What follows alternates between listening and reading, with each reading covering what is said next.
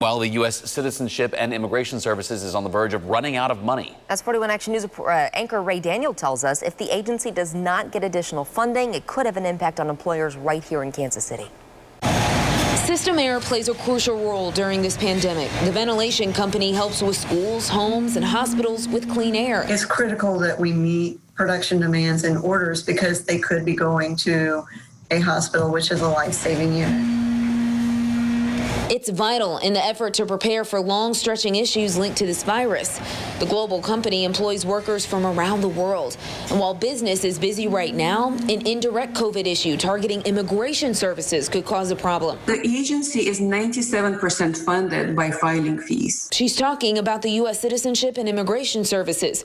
Right now, it's in a financial hole because it closed its offices during the pandemic. So those fees they would normally get aren't coming in. The agency is asking Congress for $1.2 billion to remain funded for the remainder of the year.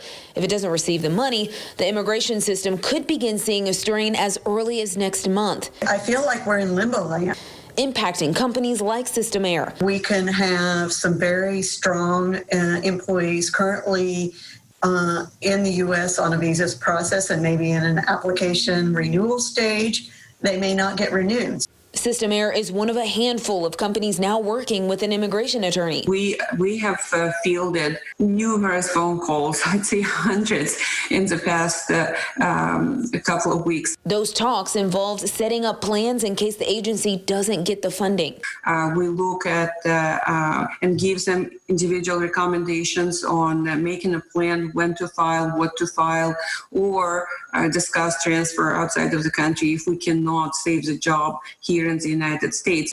Without the agency, immigration attorneys state companies wouldn't be able to file extensions or visa applications for current international employees. We want to keep individuals here. They're providing a valuable service.